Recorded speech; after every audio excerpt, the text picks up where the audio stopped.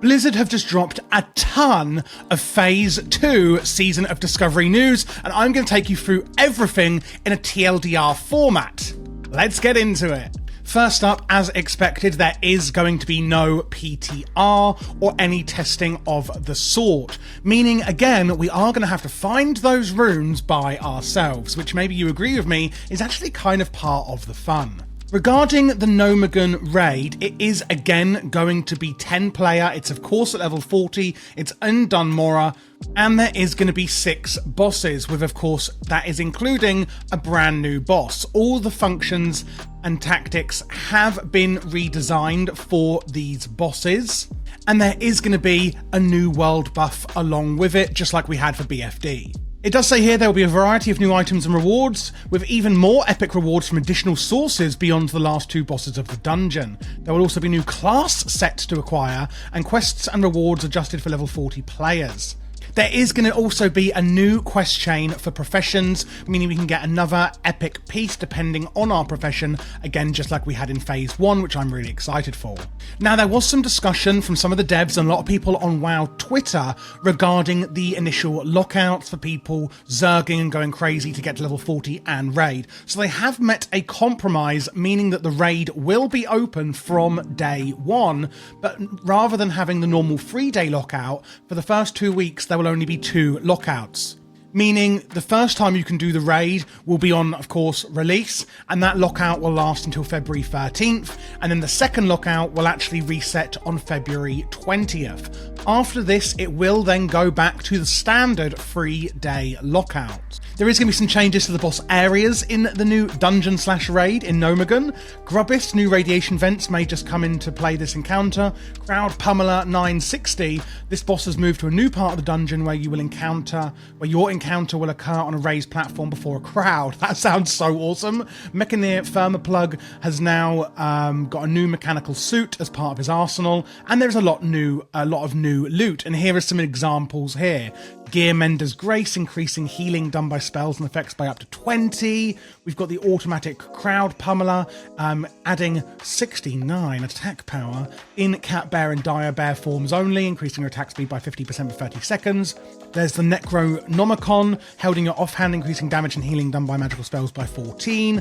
Really, really cool new loot, which I'm certainly excited to get. And then there's some exciting ones here, like the Trog Transfigurator 3000, baby! That is going to transfigure the caster into a Trog, typically used for reconnaissance missions. Very interesting.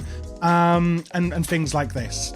There is these new item sets, like the Hazard set, increasing defense, attack power, and chance to hit. There's the Hyperconductive Wizard's Attire, of course. I don't go anywhere without that. Improves your chance to hit with spells, etc. 100 armor, chance on spell to cast, increase your damage and healing up to 40 for 10 seconds. And then there's this, the dungeon updates. This is really interesting. So alongside all of the new exciting runes we're going to be getting, more on that in a minute, there's actually these as well. And I think this isn't all of them, there is going to be more.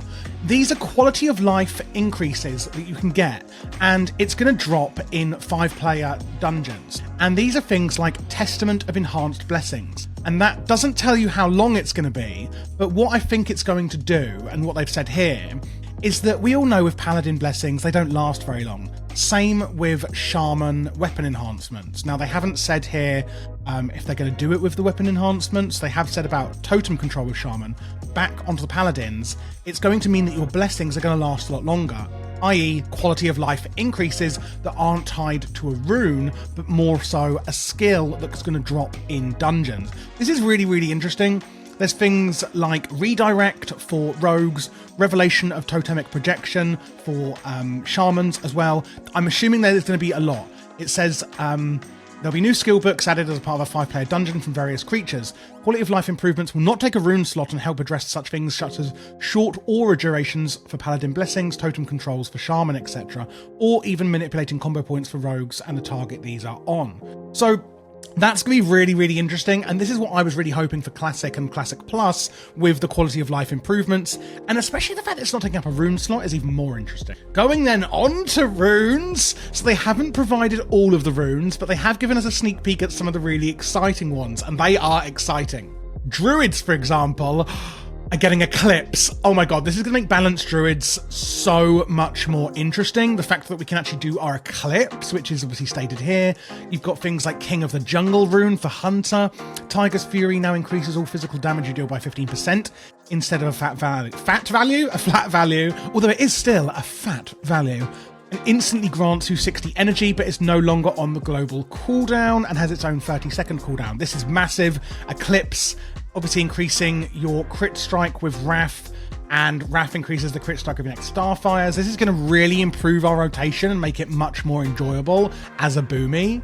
For Paladins, you've got things like Sheath of Light, and you can see here it is going to be on the belt and boots. And I'm not sure if we know what the third slot is going to be. Don't think they've mentioned it, but we do at least know it's going to be the belt and boots. So obviously where we had hands, legs and chest, it is going to be that the next 3 rune slots are going to be on different slots, and that's the way the phases are going to work, at least at the start. So for Paladins, we've got Sheath of Light. Dealing damage of your melee weapon increases your spell power by amount equal to 30% of your attack power for a minute, etc. Guarded by the Light, each time you hit a target of your melee weapon, you gain 5% of your maximum mana per 3 seconds for 15 seconds, but the amount healed by your Flash of Light, Holy Light and Shock is reduced by 50% during the mana regeneration. Really interesting there on mana regen, but also affecting the amount you heal. We've got Melee Specialist on Hunter, reducing the cooldown of Raptor Strike. We've also got Trap Launcher, where your traps can now be placed at any location within 40 yards and can be placed while you are in combat. Really, really interesting for survival hunters there.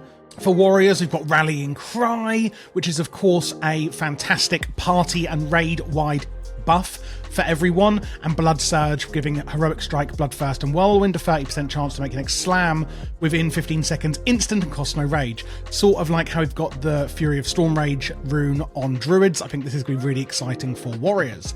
Going on to rogues then, we've got Shuriken Toss, throwing that at your enemy equal to 25% of your attack power, and up to 4 additional nearby targets. I love this for AoE for rogues and Master of Subtlety, attacks made while stealth, and for 6 seconds after breaking stealth cause an additional 10% damage, which is really exciting, and that is also going to make the rogue rotation a lot more interesting.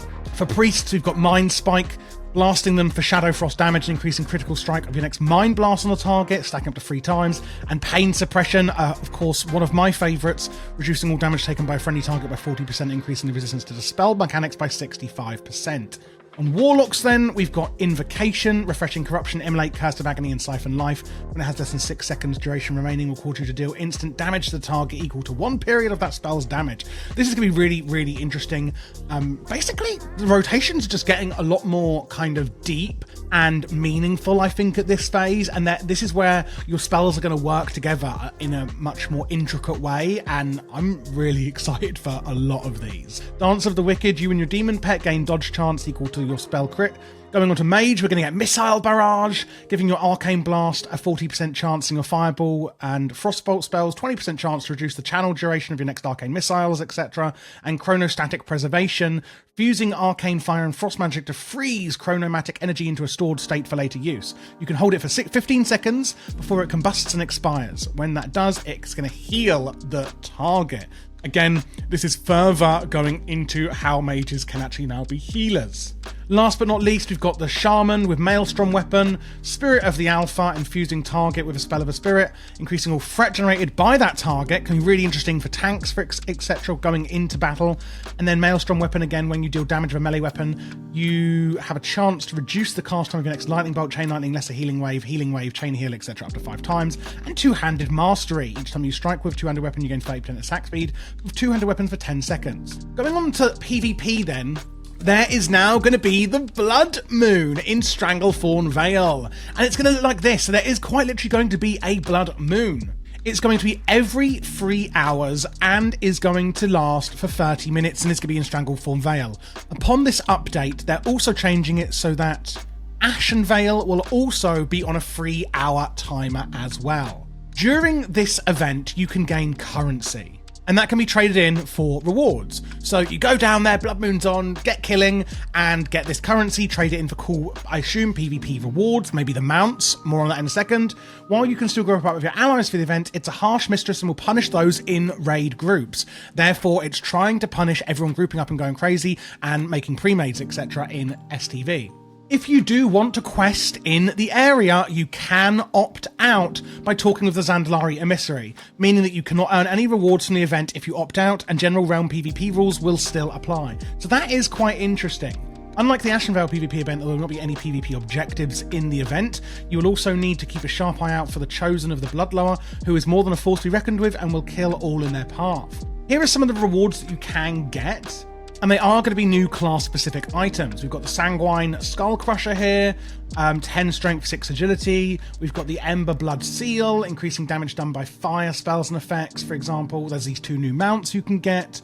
These are faction-agnostic mounts you can get by participating. They are new level 40 ones that are like from, a time gone by, and a new kind of recolors and appearances of that. There's also new quests which will help you earn Arathi Basin reputation, but the event will not have an associated world buff. But don't forget there is going to be an associated raiding world buff for Nomagon. Regarding PvP queues, if you are in a large group and you're queuing for PvP, you are more likely to be put with another large group. If you are queuing solo, you will have a much smaller chance of him putting up against pre-mades, meaning that you are going to actually be more likely up against other individual or small grouped players, meaning that pre-mades are going to go up against pre-mades and solos are going to go up against more solo players in Warsong Gulch, etc., which I think is a really good move. Again, Ashenvale is moving to that 3-hour timer like I spoke about, and the weekly quest world buff will not apply to players after level 39. Profession updates. It is going to be capped at 225 in Phase 2, as we expected. There's going to be approximately 20 new recipes across all of the non-gathering professions, including alchemy, enchanting, and engineering, along with leatherworking, tailoring, and blacksmithing. Smithing? No spoilers, but there is going to be a big new quest chain, and you can get items like this, the Rad Resistance Scale Hood, there's the Neuro-linked Arcano Filament Monocle, increasing damage and healing done by up to 22, restoring mana and harnessing latent arcane energy in the air to give you charged inspiration, reducing the mana cost of all spells by 50%, and increasing damage done by 50%. That's really, really cool. And then there's the Reflective True Silver Brain Gauge. Again, these are going to be the super cool quest chain profession-based items. If you were an enchanter, there's going to be the Sigil Innovation, which you can see here, and then there's also the mildly irradiated rejuvenation potion for alchemy, meaning that it's not just going to be leatherworking, tailoring, and blacksmithing that are going to benefit from this. There is no more GDKP runs. Blizzard have outright banned this, and they don't think it's good for the community.